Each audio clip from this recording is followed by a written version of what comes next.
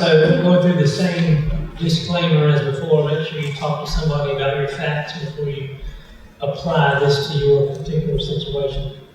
So what I'm telling you is general legal information. So they put this in here as avoiding and managing litigation. I want to talk more about the risk than litigation. Hopefully we can avoid litigation. And so briefly, these are not exactly like I talked about before, but long-term care, family disputes, leases, deeds, and contracts, and then premises liability are what I want to try to cover. And I don't have a ton on these because I'd never get through it when I've done this before. So some of you may have heard it before. And often the answer is no, or at least one of those. And then if you do have someone who's willing, you got 3 kids, you'd be really lucky to have one who takes the bulk of the work on. So how do you then reward that child or compensate that child? Because the other 2 are going to want their third when it's all over and done. And that's a hard question to deal with, but it doesn't go away because you ignore it. And as I'll talk about in a minute, sometimes there isn't an option. If we don't have money to pay for long-term care and we don't qualify for a program, there's just nowhere to go. Which I may get into that a little bit more, but that's an in-depth conversation that can take hours to go through. This is the same slide I did before. There's 3 ways to pay. If you can't insure for it, you must either pay pay if you have the available resources, and if you don't, then you may qualify for needs-based government assistance. And again, I showed you these numbers before, but assisted living of 36,000, that number is definitely low. That was in 2015. I can tell you in Wilson, we have 4 assisted living facilities. For standard assisted living, you can expect to pay from $3,500 a month up to about $6,500 a month, depending on the quality of care. And then there are places that are a lot nicer than that and cost a lot more. For skilled nursing in Wilson County, I think our lowest priced nursing facility is $230 or $240 a day, and then our highest price is about $275 a day. So that's about $8,500 a month. So it is not an insignificant amount, particularly for people who die or who become incapacitated, and at the time they've got a house and a few $1,000s and a farm that they inherit. So there are several things we want to avoid when we're doing this.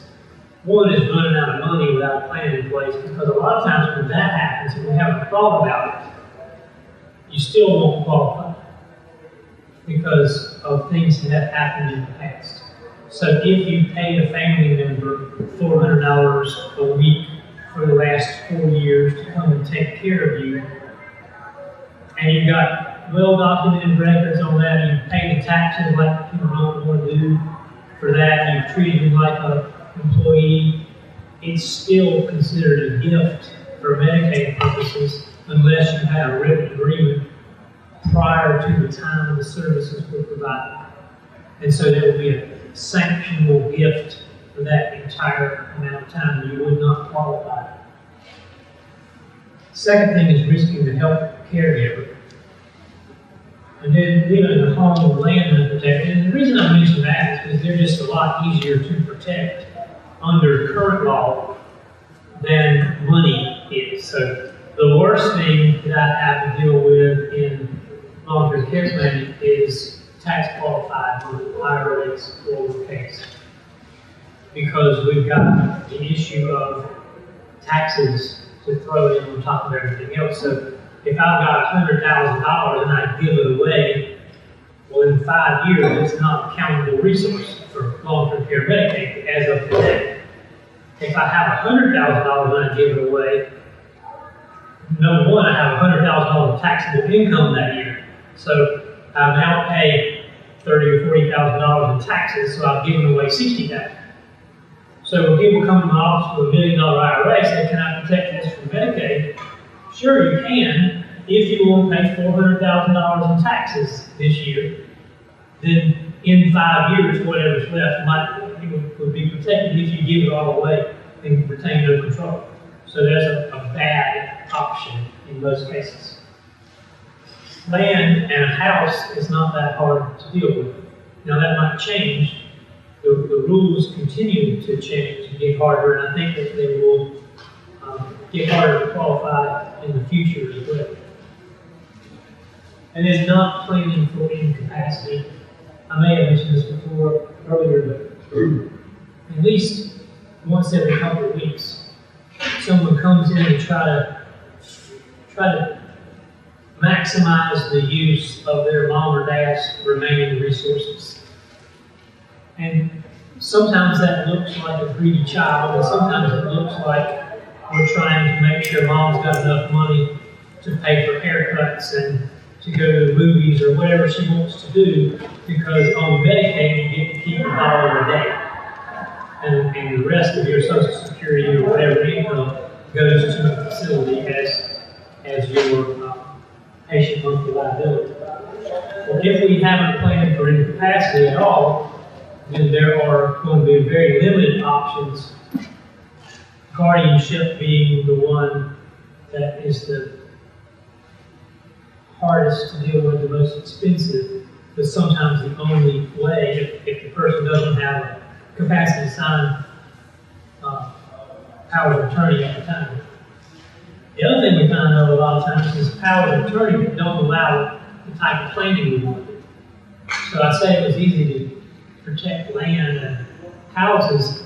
That is, if you have capacity to do that yourself, or if your powers of attorney give the appropriate powers to your family to do that.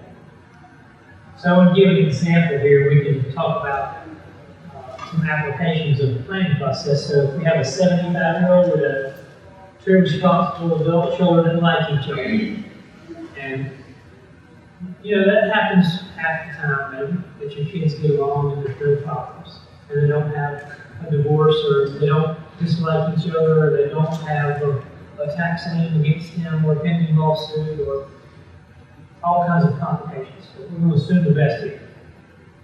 Farm's been here in mother's land, in mother's family for generations. She has $200,000 in cash and $100,000 in IRA, no current creditors. And she wants to protect the farm. So what can we do to protect the farm? Well, first of all, we have to determine protection versus control. If she wants to control the farm, then that gives us limited options. There are no options, there are options there. So we can do life estates, we can do joint right of survivorship, and mom retains the control.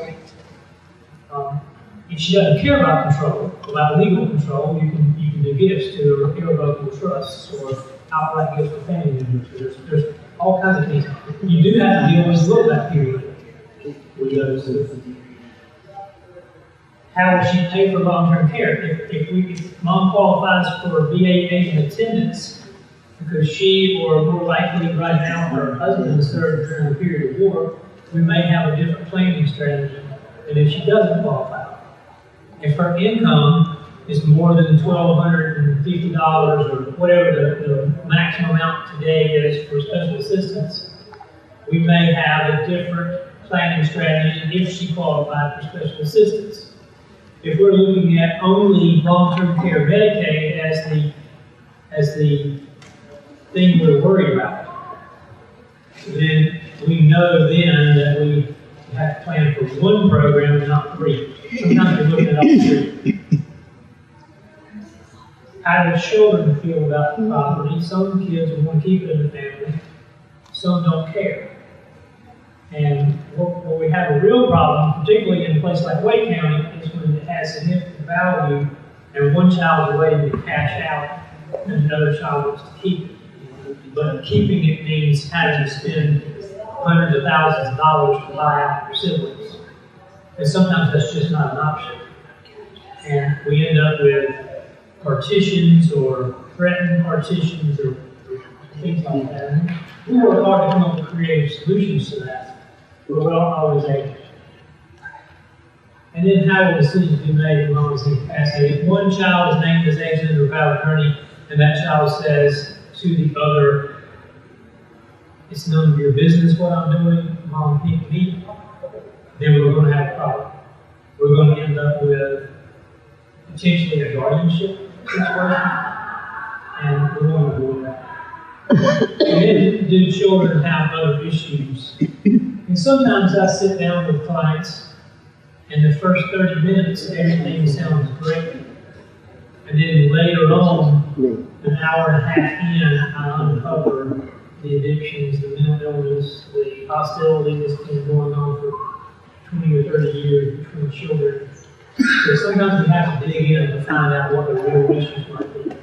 And I've administered enough of these estates and trusts to know what the red flags. So when it comes to long-term care planning, one thing to make clear is our goal is not necessarily to qualify for Medicaid.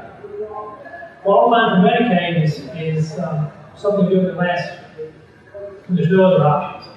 Our goal is to protect this asset, whatever that asset is. If there are no, everything turns out differently than what we had hoped. So,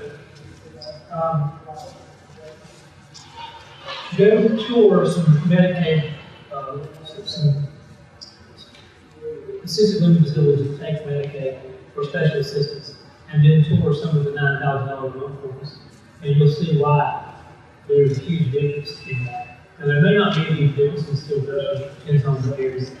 But our goal is to, in a worst case scenario, not have to sell a farm or not have Medicaid when you come back.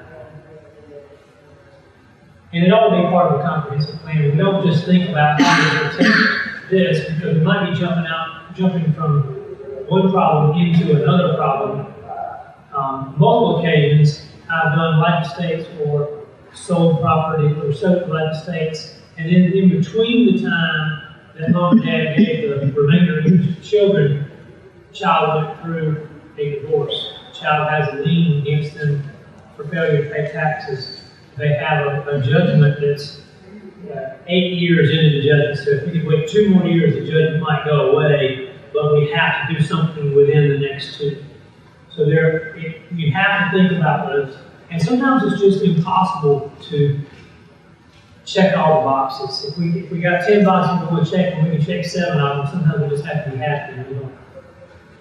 And then we have to think about all the possible tools that are available. There's a lot of stuff out there that you can use to plan. It's not just a life estate deed, or it's not just an irrevocable trust. There's many options, and then you have to have someone advising you who knows what's not an option or what might not work. And even though we have one Medicaid manual, we have 100 agencies interpreting that manual, so there are very different outcomes in different counties based on how they interpret the same rules.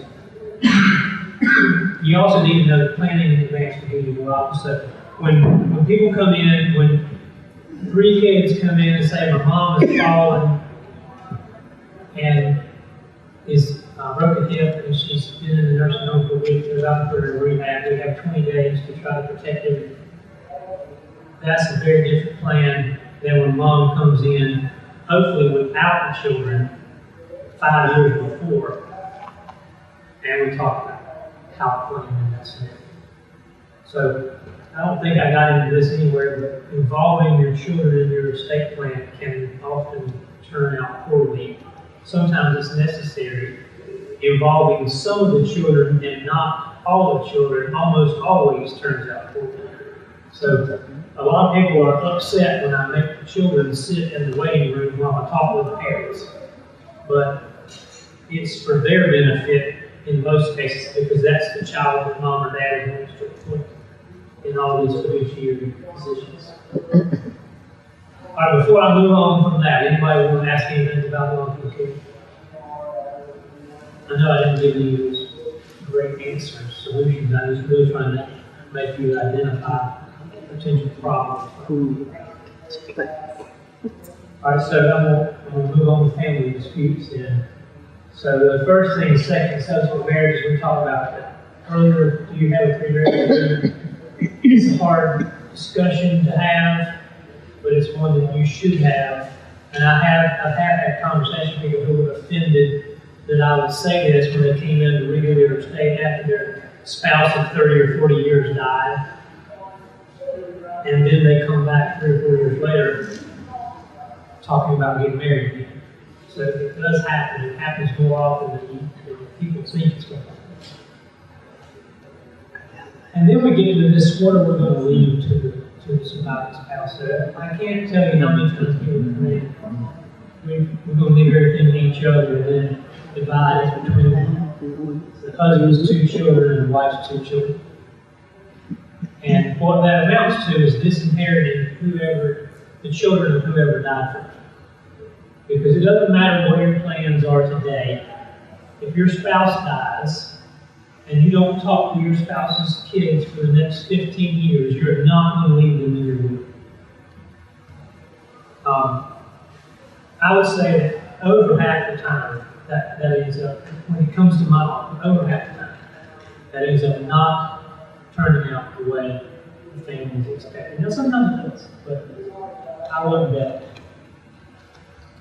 And then, what if your spouse does take an elective share? So when the second marriage couples come in and talk to me, I always bring this elective share issue up because it is a possibility and it's not always something that's on the radar for the surviving spouse. But I'd rather go ahead and get it out of the way now than worry about it after somebody dies. Because on the day you get married, under current law, you're entitled to 15% of your spouse's estate.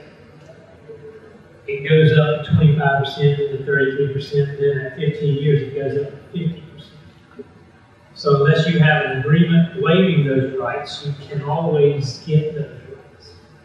And I have done elective shares before, where we were going and taking money away from the children of the deceased spouse. And sometimes it means they have to write a check for several $100,000. I don't think that speaker's working properly. I'm mostly hearing your voice. I'm mostly just hearing your voice. Okay. No, the speaker did not get turned back on. Okay. And then I'll try to speak up a little bit. Then the question is, should we use a marital trust? So if you leave assets to a marital trust with your first spouse. Yes, sir. What does elective share mean before we get to that? Okay, so let me back up. We have several statutes that protect your spouse. One is, this is not elective share, but leading up to it. So one is the marital, the spousal allowance. So right now, if my wife dies and there are assets in her name, her car, her, let's say a checking account, or anything that's titled in her name, the first $60,000, I can go move over to my name automatically on day one. Without worrying about creditors, I get to take that first $60,000. I have one child under 18. I could get $5,000 for my daughter.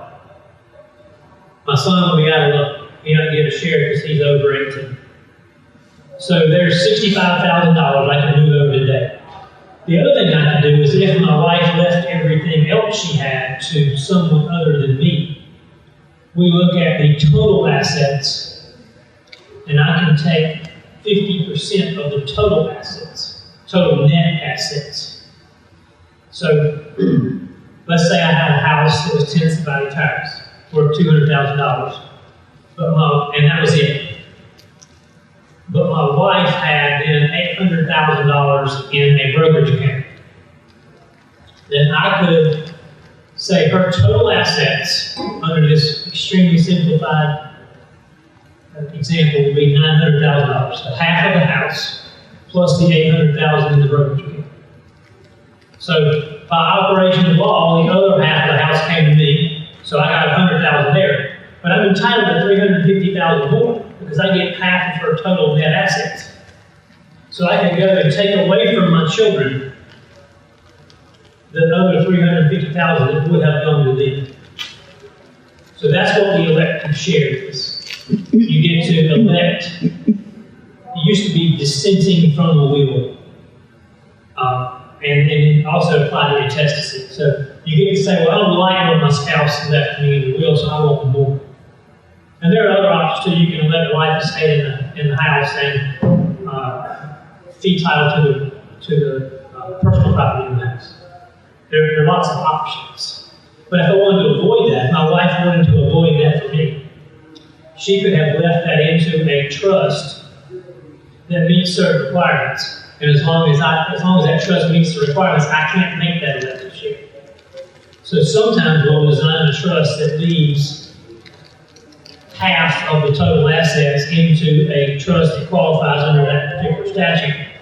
And again, this is not exhaustive, but basically the spouse has to have the income from that trust for his or her lifetime. And some non-adverse party, so not a remainder beneficiary, has to be trustee with the ability to invade principal if the spouse needs it. So that's a long way of explaining the elective share and the marital trust. So there's lots of ways to create a marital trust. And what we basically want to do now is have the flexibility to go many different ways with it with a second look after that. Yes, ma'am. In North Carolina, the way it is now, there's a married couple with nothing written down. One dies, isn't it? Is it go to the wife or go to the husband? No. So if there's no will union, Right. intestacy, so Right. it depends on your children. If you have no children and no living parents, then it goes to your spouse.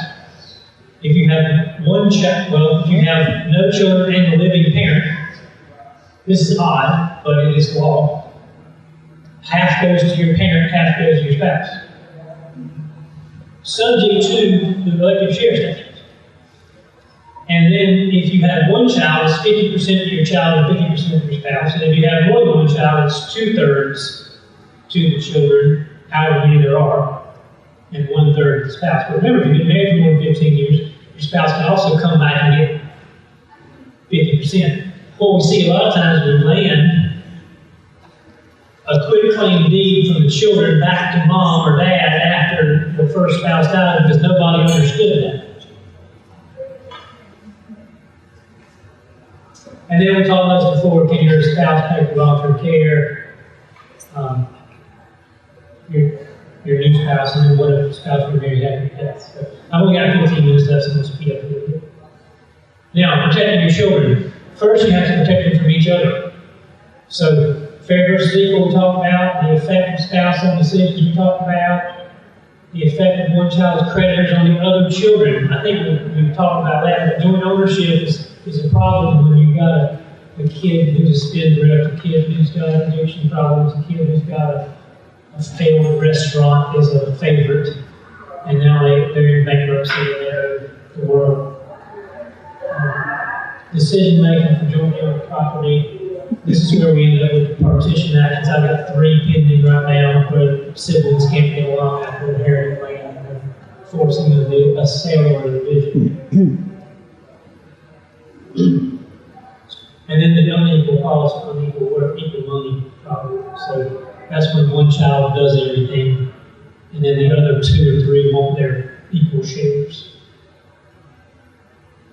So, assuming the kids get along, we have to think about protecting from predators and predators. So, the daughter-in-law that you hate. That's a common theme too. The effect of a child's divorce. So, marital property, and people always say, well, isn't inherited property separate property? Yes, it is, but then what happens when you inherit the property and then you pay off your mortgage on the jointly owned house? or you buy a beach house together with the marital property, put your joint names, and then someone gets divorced. So there's all these mixing of the property. So a good example how you fix that, if you left the money to a child in trust, and the child wanted to buy a beach house, the trust can buy the beach house. And it's still separate property, it's still protected from creditors, still protected from all the problems. And you just have to decide how much you want that protection. And that ties into the creditors also, it's tax liens, the purposeful and accidental disinheritance. So the kids all leaving property to their spouses. I've seen 3 children die leaving property to their spouses before. Now all the spouses are making decisions about their father-in-law and mother-in-law's land. And sometimes it turns out good, sometimes it doesn't. Again, the idea of figuring out what might go wrong and then seeing how much you care. If you care enough to prevent these things, we can usually prevent them. And affect the child's incapacity. Now, I do want to talk a little bit about guardianship. It is necessary sometimes without proper planning. It's expensive.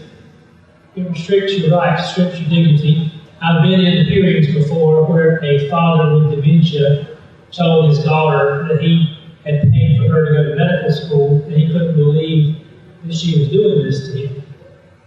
And he knew enough to know what was going on. He knew enough to know that his driver's license was being taken away, his legal right to make decisions was being taken away. But he probably shouldn't have been making decisions because he had enough of a decline in his cognitive abilities that his doctors thought that he shouldn't be doing certain things that he insisted on doing. Family members may see a guardianship as a way to gain control. And we always want to avoid that if we can. And sometimes we can't. Sometimes we avoid it by the use of revocable trusts. And you can almost usually identify the child who might do this. So they're usually the one you don't want to leave as the power of attorney or the healthcare agent. And you have to think about this if that is a factor in the family. And guardianship can almost always be permitted. Now, the time it can't is if you have a special needs child who has never had capacity. Sometimes we have to do a guardianship for that. But otherwise, you just have waited too late if we can't do it, if we can't use power of attorney. All right, we'll try to run through one more example, but I will go fast. Married at age 60, each with 2 children. Husband owns a farm, inheriting his name. They execute wills, living with each other, with everything with 4 children. As contingent, husband dies, leaving all assets to the wife. What could go wrong? We could talk for hours about what could go wrong with that. But wife could sell the farm and give all the money to her children. She could buy lottery tickets and spend it all at the ABC store if she wanted to. But assume that's kind of extreme. Could have to sell the farm to pay for the long-term care. Could change your will and leave it all to her kids. No, to be fair, wife could say, well, that wasn't really my farm, and I think I ought to go to my husband's children. That does happen. But you're risking it going poorly if you don't do something to prevent it. Wife could go to a Medicaid facility with a lien attached to the farm. It's a really hard conversation when the family brings the will in and says, this farm is supposed to come to me. It's been in my family for 2 generations. My daddy grew up on that farm, and now Medicaid says I have to sell it to pay back this $400,000 Medicaid limit. And sometimes we have to do that. Wife could remarry again and predecease her new husband who doesn't care about her children. So that is an issue that infrequent, but it does happen. So consider remarriage protection when planning your estate. And this is, I've been married for 25 years and I have remarriage protection in my plan for both of us. Consider a premarital agreement and a second subsequent marriage. Don't underestimate your children's spouses. consider all the available tools, not just whatever your lawyer likes to use or knows about. You need to make sure you're dealing with somebody who does understand. And I have things I like better as well, but I want to talk about them all because they may work. I'm doing right now a plan that involves the purchase of a light estate in someone else's house. I've never done that before, but it fit the facts in this case. And then make sure you have a plan for any capacity. All right, really fast now. This is leases, deeds, and contracts. What's a contract? An agreement involving force. It's that simple. Now, there are a lot of rules of what makes a contract, but think about it, you can't contract for something illegal. You can't. You have to know what you're contracting. There has to be consideration. There's all these old cases from the 1800s studying law school about whether if I agree to tell if I tell my son I'll give him $1,000 if he doesn't get a speeding ticket before he turns 21. Well, he's not supposed to get a speeding ticket before he turns 21. Is that consideration? Have I given up anything about telling him to follow the law? And so you have to think about, there has to be consideration. The parties have to have capacity. You don't want to enter into a contract with a 17-year-old. Because the 17-year-old can enforce it against you, you can't enforce it against them.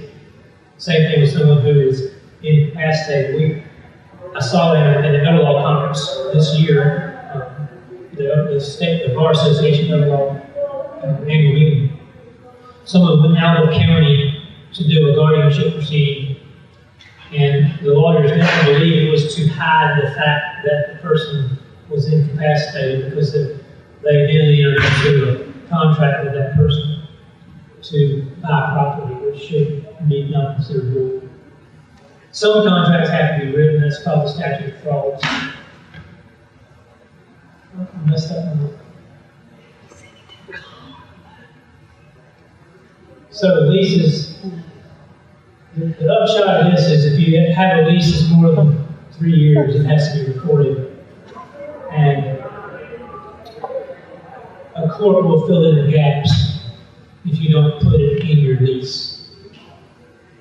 So we don't ever want a court to fill in the gaps. So we want to say what you mean. There's a Dr. Seuss book that was my contract professor read to us. Something about the elephant. I meant what I said and said what I meant because an elephant's word is 100%. I forget what book that is, but yeah, that's right. And so you have to say what you mean what you say in contract. And sometimes that means making it longer than you want it to be and more wordy than you want to be, using fewer pronouns, making sure you can't misinterpret. Deeds are a little bit different. They are a written conveyance title. They have to be written. They have to be delivered. They have to be recorded to be effective against other people, not against the person you bought it from. There's some history of lawsuits with problems because they weren't recorded. And then they have to be notarized in order to be recorded. So every now and then we'll see, and I've had several lawsuits myself with timber deeds that were not recorded. So someone sells timber and then sells the land, the timber deed was not recorded, and now the new buyer sells the timber, and then everybody sues each other. So we have to sort all that out. Here's another one where the contract wasn't clear. So landowner negotiates a timber sale with a timber company. Landowner's attorney prepares a timber deed. They base their prices on first quarter delivery. Well, it's wet in the first quarter, so they rutted up the property. There was no consulting forester involved. There's no rutting clause in the timber deed. This buyer paid a lot more money than someone else would have paid had there been a rutting clause, and now it costs $20,000 to bed the property and fix the problems caused by rotting. we're now fighting about who is responsible. So, I will tell you, I don't know the answer to that question. Who's responsible? I can make an argument either way. I can also say that $20,000 is not what we're going to court about. So, those are the kind of things that get resolved, and nobody's happy when they get resolved. But it could have all been prevented with an extra paragraph. And then premises liability, which is more important in a place like Wake County than it is somewhere east of here where I'm usually working. And what it all really comes down to is what 12 reasonable people think if you end up in court. So you have a duty of reasonable care. What does that mean? I think it depends on the 12 people that get picked. I think there's a huge difference though between if you've seen four-wheelers going down your path repeatedly, there's a difference between putting up a gate and then putting up a cable about throat height where they would, potentially hurt themselves. And then damages, you can read this later, but this highlights that you don't always know what potential damages might be. It doesn't matter if they were unusual damages. So sometimes that's referred to the eggshell skull. Someone falls and you knew they might fall. Well, if they have a susceptibility that you didn't know about to damages, you might still be responsible for the damages. So it is a big issue if you're liable. We also, in North Carolina, I didn't put this on any slides, have contributory negligence. So if anyone contributes to the injury through their own negligence, then you won't be liable, but you still might be sued. So sometimes in an insurance contract, the duty to defend is more important than the indemnity part of the contract. So risk management is asset protection. If you post your property and you get rid of the potential problems, and if you know of potential problems, you tell people about it, then you will have fewer problems to deal with.